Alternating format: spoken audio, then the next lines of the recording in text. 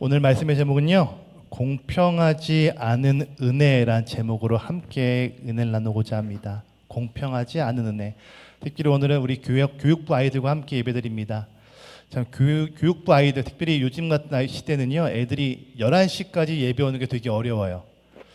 다 밤늦게까지 뭘 하는지, 새벽 늦게 잤다가 11시쯤, 지금쯤 아마 눈 뜨고 일어날 때일 것 같아요.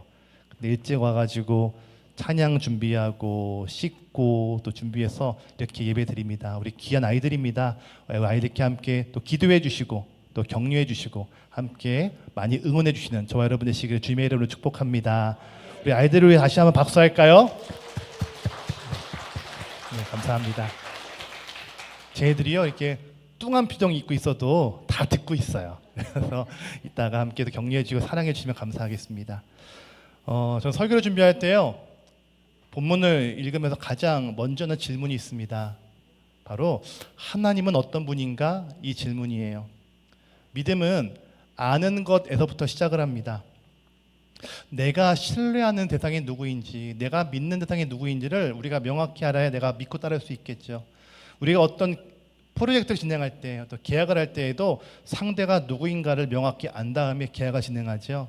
하물며 내 인생을 바친다, 내가 그를 쫓아간다라고 하는 그 대상을 믿는다고 했을 때 그게 누구인가를 우리 명확히 알아야 됩니다. 여러분, 여러분이 믿는다고 하는 그 하나님은 어떤 분이십니까? 좋은 분? 복 주시는 분? 선한 길로 인도하시는 분? 다 맞죠. 그런데 우리가 가진 모든 답변의 정답은 성경에 나와 있습니다. 특별히 오늘 본문은 하나님이 누구인가를 우리에게 명확히 알려주고 있는 본문이라고 생각을 합니다. 예수님께서 제자들과 많은 사람들을 자리에 앉혀놓고 예수님이 하나님의 나라에 대해서 강의를 하십니다. 그런데 직설적으로 말씀하지 않고 비유로 말씀하세요. 자, 1절이거든요. 우리 함께 1절 읽어볼까요? 같이 읽겠습니다. 시작. 천국은 마치 품꾼을 얻어 포도원에 들여보내려고 이른 아침에 나간 집주인과 같으니. 아멘. 자, 천국이라고 하는 단어가 나옵니다. 천국이 뭘까요? 죽어서 가는 나라일까요? 맞지만 예수님께서 말씀하신 천국은 다른 말로 하나님의 나라예요. 하나님 나라, 하나님이 다스리신다. 그러니까 나라고 하는 인간이, 나라고 하는 사람 중에 내가 내 마음대로 내 고집대로 하고 싶지만 하나님이 나를 다스리시기에 그분 말에 순종하는 것, 그게 하나님의 나라거든요. 그런 사람들이 모인 공동체가 교회이고 그런 사람들이 모인 곳이 바로 천국이겠죠. 예수님은 천국은 하나님 나라다라고 말씀하십니다. 그런데 그곳은 어떤 곳이냐? 품꾼이 하루 일당을 받고 일하는 일용직 근무자가 있다고 합니다. 일용직 근무자들, 일당 받고 일하는 사람들은 일자리 하나를 얻기 위해서 새벽부터 나가서 줄을 쭉 섭니다. 그 돈을 받고 일하는 일용직 근무자들은 고급 기술을 가진 사람들은 아니었어요. 뭐 나르고 칠하고 못 받고 몸을 쓰는 그런 일을 합니다. 그러니까 기술보다는 몸 쓰는 그런 일을 하죠. 여러분 상상해 볼까요? 그 일용직 시장 나가보면 어떤 모습이냐 하면 많은 남자들이 모여 있습니다. 두꺼운 점퍼를 입고 있어요. 3, 4, 5 모여 있는데 드럼통에 나무 넣고 불 쬐고 있습니다. 이렇게 불 쬐면서 서로 대화할 겁니다. 어이 김씨, 어제 어땠어? 야, 어제 그 사람 참 고약해. 어이 박씨, 요즘 일이 있어? 나 3일째 쉬고 있어. 아유, 오늘은 일해야 되는데 어떡하지? 그런 모습인 거예요. 지금 우리가 읽은 말씀은 그런 장면입니다. 남자 수십 명이 드럼통 몇 개를 놓고 불 쬐면서 지금 일자리를 찾고 있습니다. 근데 그 시간이 언제인가? 그 시간이 이른 아침이라고 얘기합니다. 성경학자들은 그때 유대 시간으로 0시라고 하거든요. 우리 시간으로 이른 새벽 6시입니다. 그들은 오늘도 자기를 써줄 사장님을 찾고 있습니다. 그때 포도원 주인이 왔습니다. 사장님이라고 통칭을 해볼게요. 줄을 쫙 서 있는 사람들을 지켜봅니다. 이 줄 서 있는 사람들은요, 옆 사람보다 내가 낫다고 하는 표시를 할 거예요. 더 이렇게 힘도 주고 힘센 척하고 내가 더 일하고 싶습니다라고 하는 간절한 눈빛을 그 사장님께 보일 거예요. 그때 사장님이 지목합니다. 어이 당신 따라와 이럽니다. 붙은 사람들은 아싸 일한다 환호할 것이고, 떨어진 사람들은 낙심하겠죠. 선택된 사람들은 사장님을 따라갔습니다. 그들에게 약속한 하루 일당은 1데나리온입니다. 1데나리온은 그 당시 로마가 정한 하루 일당이에요. 우리 돈으로 약 20만 원 정도입니다. 이 20만 원 정도를 가지고 일하고 오면 집에 갔을 때 이런 아이들이 아빠를 기다릴 겁니다. 아빠가 야, 오늘 내가 돈 벌었어. 고기 먹자. 야, 오늘 아빠가 한 건 했어. 우리 오늘 삼겹살 먹을까? 라고 할 수 있는 그런 돈이에요. 새벽부터 나온 보람이 있죠. 그런데 떨어진 사람은 어떨까요? 항상 그랬듯 담배 한 대를 쭉 빨고 집에 갈 겁니다. 아유, 오늘도 허탕쳤어.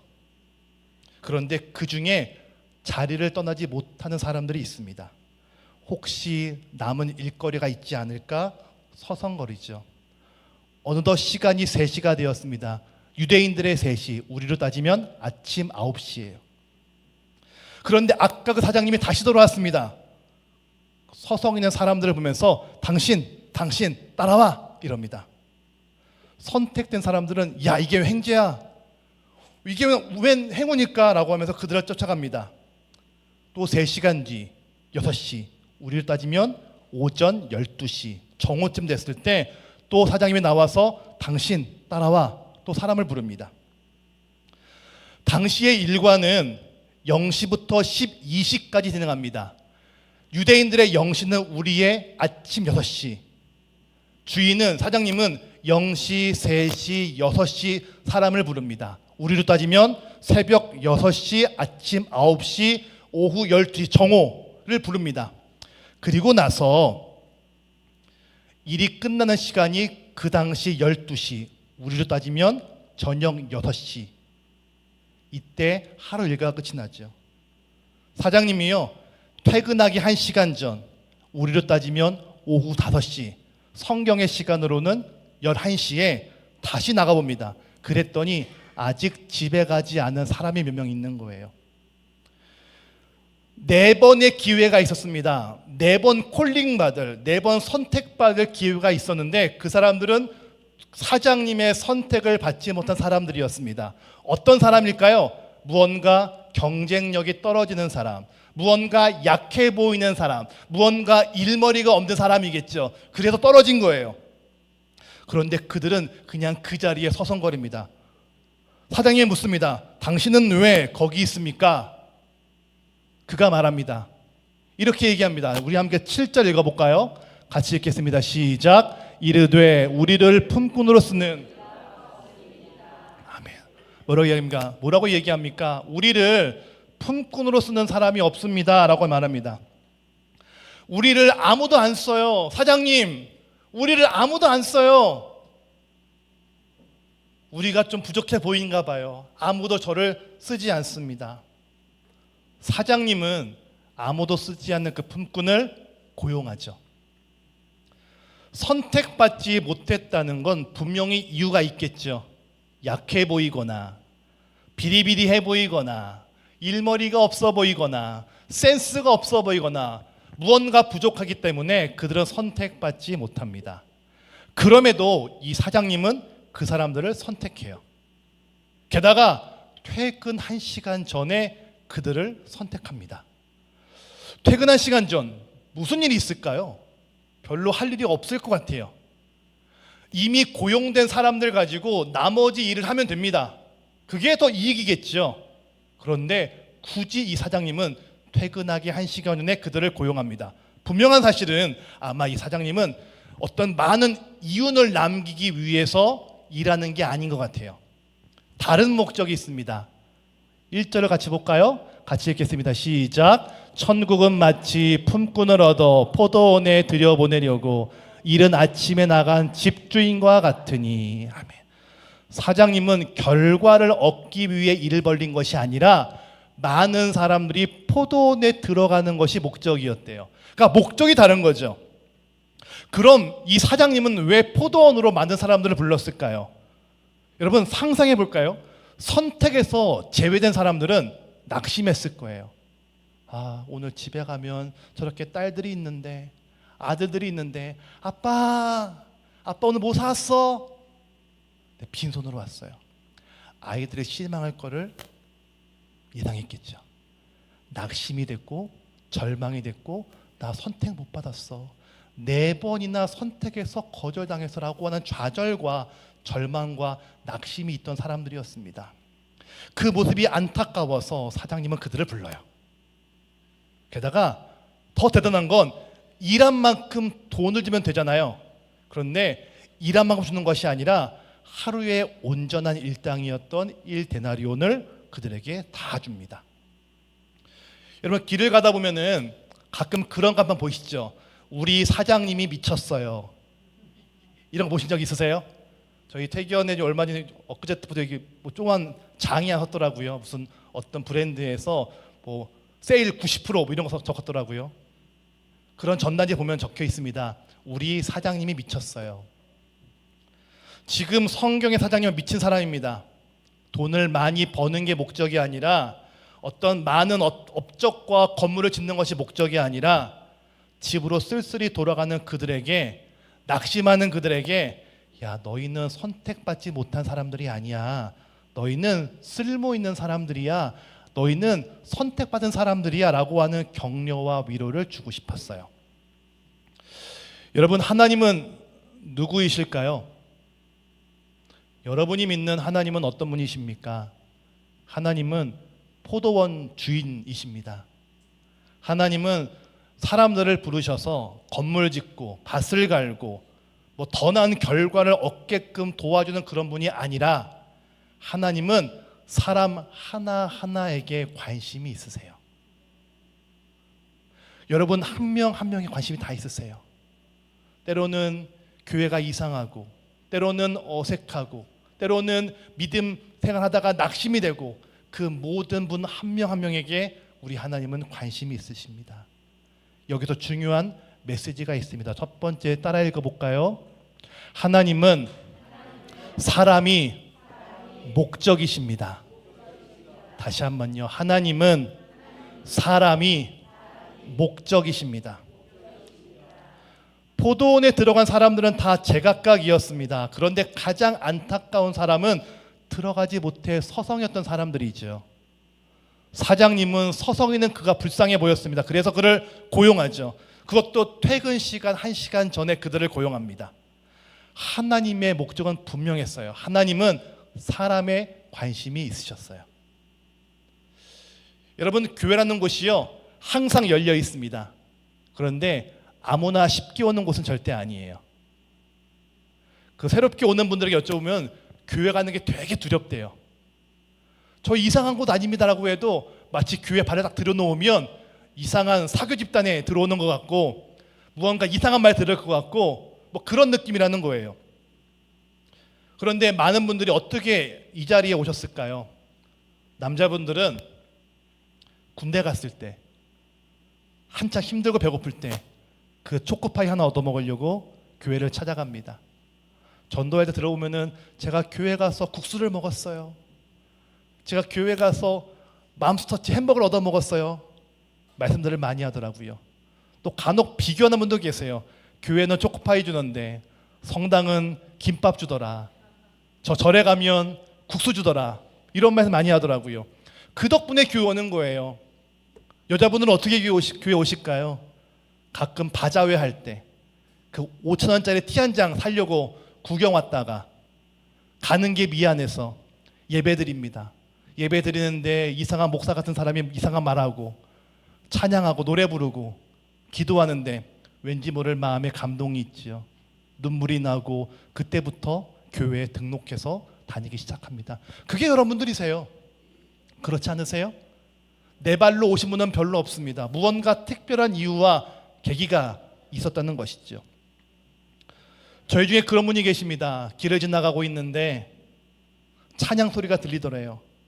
나도 모르게 교회에 들어왔습니다. 들어왔는데 계속 눈물이 나더래요. 눈물을 흘리고 기도하는데 내 마음에 울림이 있었습니다. 그래서 교회에 등록하게 되었대요. 여러분, 하나님의 목적은 사람이에요. 경쟁에서 밀려나서 지치고 실망해 있었던 저 오후 5시의 사람들, 그 사람들을 포기하지 않고 하나님은 그들을 부르십니다. 그리고 똑같은 일당을 그들에게 주세요. 우리 함께 8절과 9절 읽어볼까요? 같이 읽겠습니다. 시작. 저녁이 되니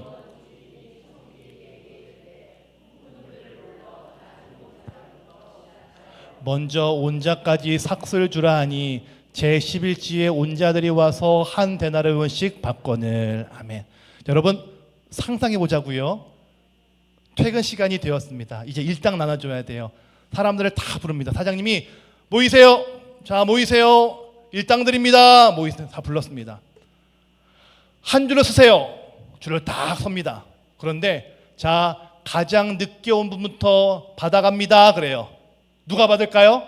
1시간 전에 온 사람이 가장 먼저 받겠죠. 얼마를 받나 보니까요. 웬걸 1데나리온 줍니다. 일당 20만 원 다 주는 거예요. 그럼 그 뒤에 3시간 일한 사람이 이렇게 보고선 어떤 마음 가질까요? 야, 1시간 일한 사람이 20만 원 받았어. 나 3시간 일했으니까 얼마 받을까? 기대가 될까요? 될까요? 기대가 되죠. 누가 제일 기대할까요? 하루 왼종일 일한 사람이 기대할 거예요. 야, 1시간 일한 사람이 20만 원이야. 나 지금 딱 12시간 일했거든. 2배 받지 않을까? 3배 하니까 기대하겠죠.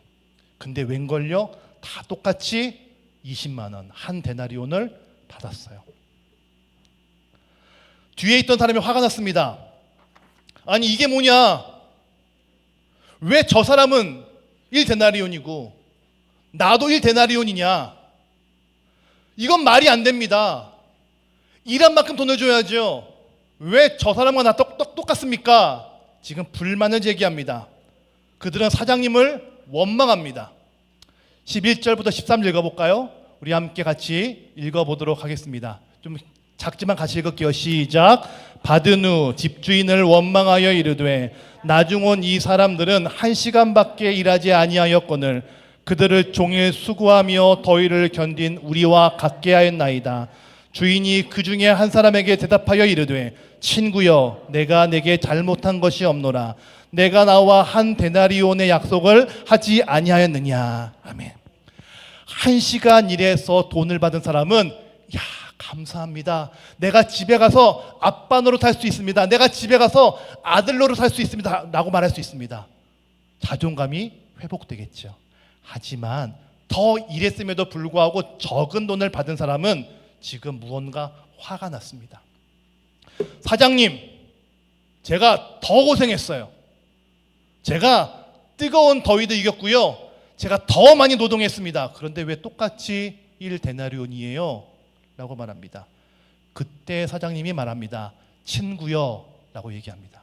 친구여. 여러분 성경에서 예수님이 친구여 라고 부른 구절은 딱 한 구절 나옵니다. 어딘지 아십니까? 예수님을 배신한 가룟 유다에게 이렇게 말합니다. 친구여 이렇게 얘기해요. 그러니까 친구라고 하는 대답은 호칭은 썩 좋은 호칭은 아닌 것 같아요. 무언가 불만이 있고 너랑 나랑은 좀 거리가 있어 이런 느낌이겠죠. 친구여. 여러분 이렇게 인사해 볼까요? 친구여 똑바로 합시다. 인사해 볼까요? 친구여 똑바로 합시다. 다시 한번요. 친구여 똑바로 합시다. 인사해 볼까요? 친구여 똑바로 합시다. 친구는 그런 거예요. 친구여 나는 너에게 잘못한 것이 없어. 약속한 돈을 주지 않았느냐. 맞죠? 약속한 것은 1데나리온이었어요. 하루 종일 일했던 것도 약속한 것이었고 1시간밖에 일하지 않은 것도 주인이 넉넉한 선심을 쓴 것이지 잘못된 것은 아니었죠. 그런데 왜 먼저 온 사람들은 잔뜩 화가 났을까요? 15절입니다. 우리 함께 읽어볼까요? 15절 같이 읽겠습니다. 시작. 내 것을 가지고 내 뜻대로 할 것이 아니냐. 내가 선함으로 내가 악하게 보느냐. 아멘. 자, 내 것을 가지고 내가 하는데 네가 뭔 상관이냐. 너는 왜 나를 악하게 보느냐라고 말씀하세요. 악하게 본다라는 말을 원어로 보니까 악한 눈을 가졌다 이런 뜻이에요. 악한 눈을 가졌다. 야, 너는 왜 나를 악한 눈으로 봐? 라고 지금 말하고 있습니다. 이 악한 눈이라고 하는 단어가 쓴 다른 구절이 있는데 신명기 15장 9절이거든요. 같이 읽어볼까요? 같이 읽겠습니다. 시작. 내 궁핍한 형제를 악한 눈으로 보며 아무것도 주지 아니하면. 자, 이 말이 어떤 말씀이냐면 길을 가는데요, 어려운 형제가 있습니다. 자, 저를 보세요. 자, 저를 보시고요. 뭐 하루 이틀 아니지 않습니까, 우리? 예, 매번 있는 일이니까 저를 보시고요. 자, 길을 가다가 어려운 사람을 만났습니다. 그럼 도와줘야죠. 그런데 이렇게 얘기합니다. 저 사람들은 게을러서 그래. 저 사람들은 주어진 기회를 낭비해서 그런 거야. 도와줄 필요 없어. 라고 그들을 무시하는 눈이 악한 눈이에요. 잠언 28장 22절 나옵니다. 같이 읽어볼까요? 같이 읽습니다. 시작. 악한 눈이 있는 자는 재물을 얻기에만 급하고 빈궁이 자기에게로 임할 줄을 알지 못하느니라. 아멘. 재물을 얻기에만 급하다. 내가 얻어야 되는 결과만 바라볼 뿐 다른 사람들, 챙길 사람들을 챙기지 못하는 것이 악한 눈이다라는 것이죠. 내가 얻어야 될 이득만, 열매만, 결과만 집중하는 그 태도를 악한 눈이라고 이야기합니다. 오후 5시에 들어온 사람들을 제외한 모든 일꾼들은 주인을 악한 눈으로 봤습니다. 아니, 주인님, 사장님, 내가 더 열심히 일했는데, 내가 더 수고했는데 왜 똑같은 대접을 받습니까? 라고 말할 때 그들이 잊고 있던 것이 있었어요. 뭔지 아십니까? 그들도 선택되었다는 거예요. 그 사람들도 선택되었습니다. 장터에 모인 사람들은 그렇게 대단한 사람들은 아니에요. 몸을 쓰는 사람들, 보잘것없는 기술이지만 쓰임받은 이유는 주인이 선택했기 때문에 그래요. 만약 선택받지 못했다면 그들도 오후 5시의 사람이었고 그들도 허탕치며 집에 돌아갈 수 있는 그런 사람들이었습니다. 자, 그렇게 보자면 일했던 것도 은혜이죠. 선택받은 것도 은혜입니다. 쓰임받은 것도 은혜이죠. 그런데 그들은 그 은혜를 까맣게 잊어버려요. 왠지 아십니까? 비교감 때문이에요. 따라해볼까요? 비교의식. 다시 비교의식. 남들과 나를 비교했기에 내가 받은 은혜를 까맣게 잊어버립니다. 여기서 두 번째 메시지가 있습니다. 따라해 보실까요? 비교의 지옥에 빠지면 은혜도 불평으로 바뀝니다. 다시 한번요. 비교의 지옥에 빠지면 은혜도 불평으로 바뀝니다. 먼저 선택된 건 축복이었습니다. 여러분께 상상해 보세요. 한 30명 모여 있습니다. 주인이, 사장님이, 자, 당신 선택했습니다. 선택된 사람들은 선택받지 못한 사람들은 어떻게 바라봤을까요? 나 선택받았다. 나 완전 좋아. 내가 당신보다 조금 젊었어. 내가 당신보다 조금 일을 잘하는 것 같아. 라고 하는 그런 비교 우월감이 있겠죠. 그 우월감은 하나님께 감사로 바뀝니다. 하나님 감사합니다. 내가 선택받았습니다. 근데 그 감사의 뿌리는 하나님이 주신 거에 대한 감사가 아니라 저 사람은 선택 못 받았는데 나는 선택받았습니다라고 하는 우월감에 나오는 감사였어요. 여러분, 감사가 다 좋은 것일까요? 우린 범사에 감사해야죠. 그런데 감사의 시작이 하나님이 주신 것에 대한 감사가 아니라 저렇게 되지 않아서 감사합니다. 저렇게 살지 않아서 감사합니다. 라고 하는 우월감에서 나오는 감사라면 그거는 하나님이 기뻐하는 감사가 아닐 거예요. 그런데 제법 우리는 그렇게 감사를 많이 해요. 감사가 지옥이 된 이유가 무엇일까요? 나 열심히 일했는데, 나 고생했고, 내가 무더위를 견디는 그 수고를 했는데 그 수고에 비해서 다른 사람들이 잘 되거든요. 내가 수고했으니까, 내가 더 고생했으니까 내가 더 많은 복을 받고 더 많은 대가를 받고 더 많은 상을 받아야 되는데 다른 사람들은 별로 그렇게 하지 않은 것 같은데 잘 되거든요. 그러니까 배가 아픈 거예요. 사돈이 땅을 사면 어디가 아파요? 배가 아프잖아요. 그 비교에서 나온 감사, 비교에서 나온 그 원망이라는 것이죠. 우린 모두가 다 이 악한 눈을 가지고 있습니다. 여러분, 부부싸움 많이 하십니까? 그런 거 안 하시죠? 항상 행복한 우리 가족, 행복한 부부이시죠? 할렐루야. 왜 웃으세요? 부부가 가장 언제 많이 싸우냐면 아이를 낳고 나서 가장 많이 싸워요. 남편이 말합니다. 야, 이봐, 내가 밖에서 얼마나 고생 많이 한 줄 알아? 집에서 뭐 하는 거야? 라고 말하면 아내가 얘기하죠. 애는 나만 낳았어. 이렇게 얘기하죠. 나는 밖에서 고생하는데 당신은 왜 집에서 뭐 하는 거야? 왜 놀기만 해? 화가 나니까 서로 싸우기 시작합니다. 서로의 아픔과 고생을 잘 모르고 나의 수고만 기억하는 것이죠. 서로가 악한 눈으로 바라보니 예전에 사랑하는 마음은 다 까먹고 대신 서로에 대한 원망만 깊어집니다. 회사도 마찬가지죠. 내가 회사에서 열심히 일했습니다. 휴일도 없이 야근했습니다. 그런데 나보다 능력도 없어 보이는 저 사람이 승진을 해요. 더 많은 월급을 가져갑니다. 그럼 화가 나죠. 그때부터 회사가 싫어집니다. 제 동기 목사님이 똑같은 말을 하더라고요. 새벽 예배를 끝나고 아침부터 밤까지 열심히 신방을 했습니다. 지친 마음을 가지고 교회에 들어갔는데요. 교회 전사님들이 컴퓨터만 앉아있더래요. 갑자기 화가 난 거예요. 뭐 하고 있는 거야? 이랬대요. 다 불러 모아서 당신은 뭐 하고 있는 거야? 목사는 죽어라 일하고 있는데 왜 놀고만 있어? 막 혼냈대요.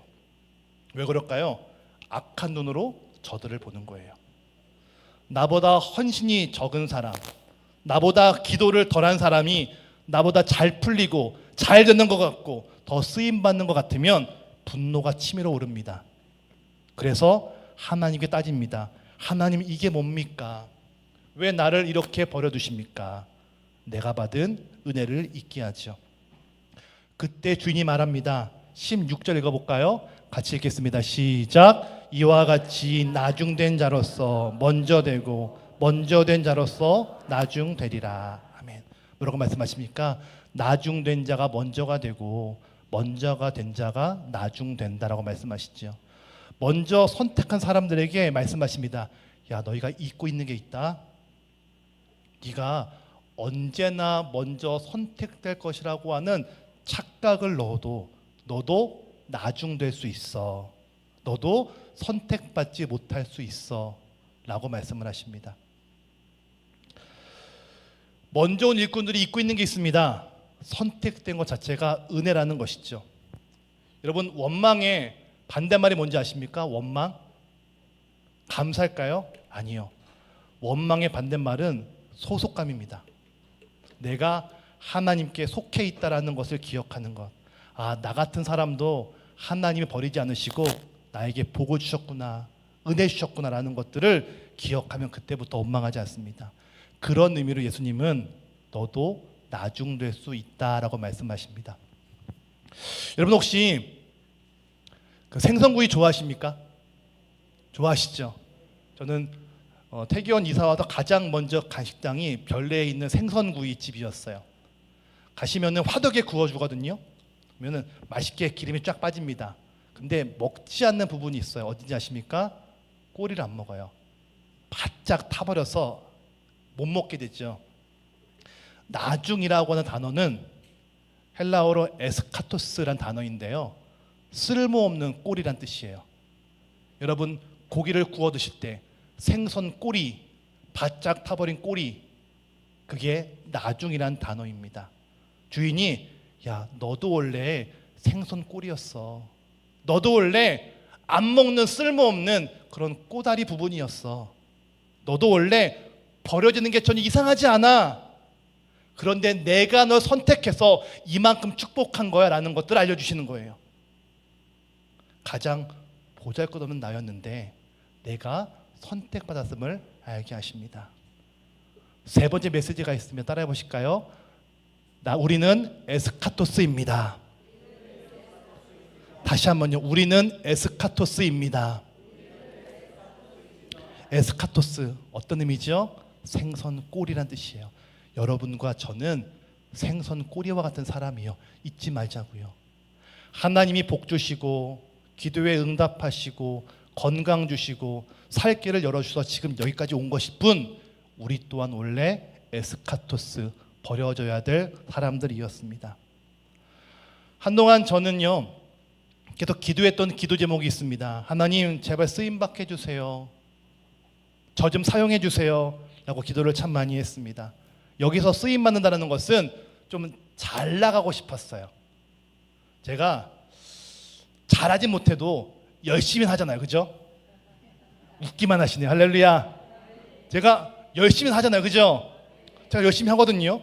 열심히 하면 좀 불러주는 것도 있고 찾는 분이 있으면 좋은데 아무도 저를 안 찾더라고요. 하나님이 저를 잊어버리신 것 같아요. 그래서 좀 속이 상하더라고요. 하나님 좀 쓰임받게 해주세요. 제발 좀 쓰임받게 해주세요. 그렇게 기도했었습니다. 속상함이 크니까 원망도 커지더라고요.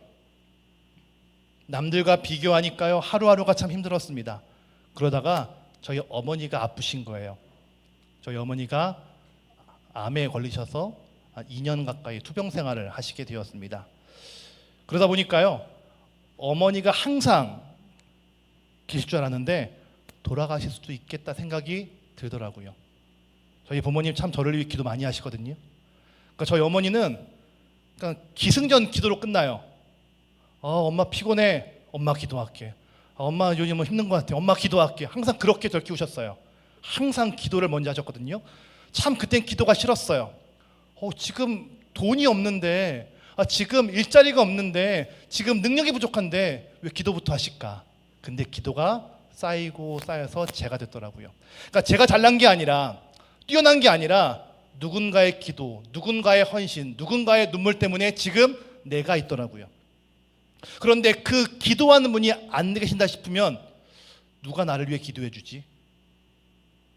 그 생각이 드니까 이게 내가 참 교만했구나. 내가 받은 은혜를 참 까맣게 잊고 살았구나 라는 생각이 들기 시작했습니다. 여러분, 여러분이 지금 여기 앉아 있는 게 여러분들의 의지와 여러분들의 어떤 훌륭한 모범적인 모습 때문일까요? 아니요. 누군가의 기도 때문에 지금 여기 앉아 계신 거예요.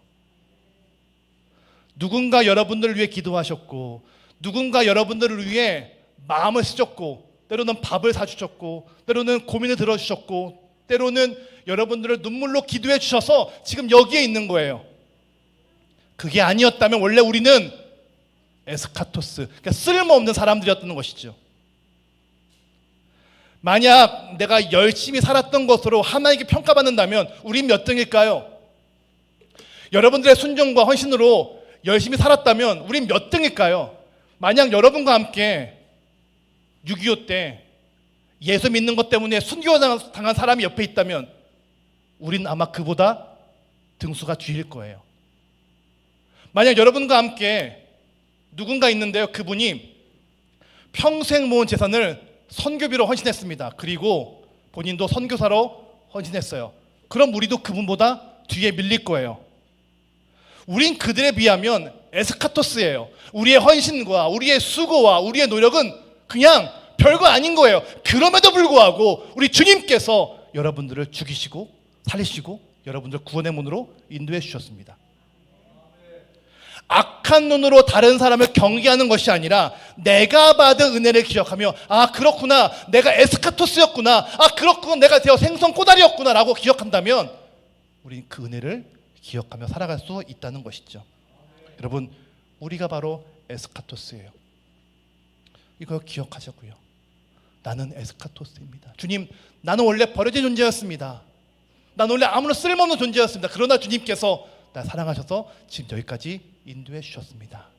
그 믿음의 고백이 있다면 우리의 믿음은 항상 감사가 있고 하나님께 쓰임받는 것으로 영광 올려드릴 수 있는 믿음의 사람들이 될 줄로 믿습니다. 이 말씀으로 함께 또 한 주를 살아가시는 저와 여러분 되시길 주님의 이름으로 축복합니다.